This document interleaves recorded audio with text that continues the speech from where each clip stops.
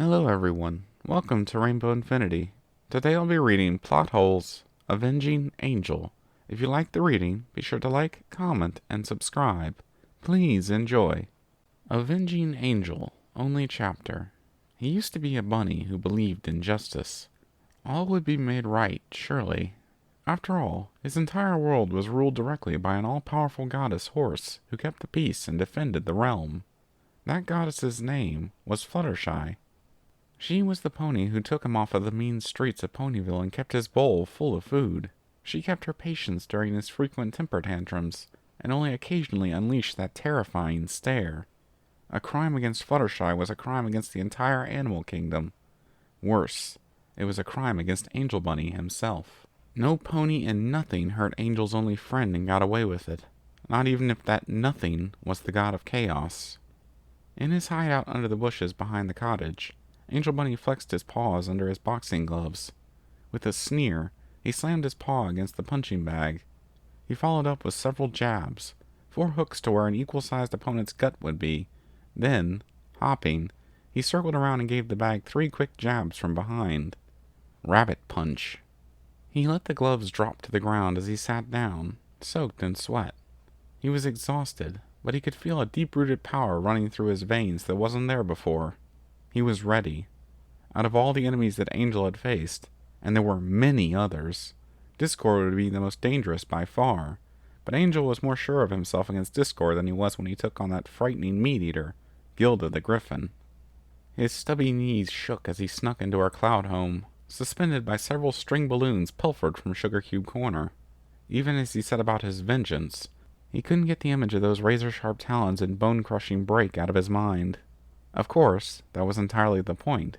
Gilda projected the image of a dangerous predator, bullied other ponies, and sent Fluttershy fleeing from Ponyville with tears in her eyes, because it made her feel tough. Angel bet she didn't feel very tough when she woke up, to find her fur and feathers dyed pink. Back in the cottage, his soul still burning with righteous fury, the bunny of vengeance slung a bandolier of paperclips over his shoulder. He wrapped black tape around his paws and stuffed the rest of his weapons of war into a tote bag. With his jaws set firm, he kicked the pet door open and set out on his march. The sunshine off of the grass made the green blades shine like a carpet of gold. Bees and hummingbirds buzzed around, gathering nectar and pollen. It all seemed so beautiful to him once. That was before he saw the world for the ugly, vicious place that it really was. It was before the first time he saw Fluttershy cry. The Cutie Mark Crusaders were honestly sorry for what they did, just like Discord apparently was. Of course, Fluttershy forgave them, but Angel Bunny didn't forgive. He couldn't. Not until it was made right. The Crusaders thought that they'd escaped their ironic payback when their teacher, Miss Cheerilee, confiscated all the embarrassing pictures that Diamond Tiara had of them. But no pony could keep a secret from Angel Bunny. Within a week, every pony in Ponyville found copies of those pictures in their mailboxes. On a grassy hill far outside of Ponyville, Angel Bunny stopped to chow down on a flower. He would need his strength for the task to come. Over the field ahead of him, Discord's fortress floated high in the air, twisting and turning in motion with the giant gears running through it. Angel checked his watch. Discord had a 3 o'clock tea party scheduled with Fluttershy that afternoon. By the time the door opened and the serpentine god of chaos swam through the air, disappearing over the horizon, he was only half an hour late. Angel Bunny spit in the air as he let his bag drop to the ground.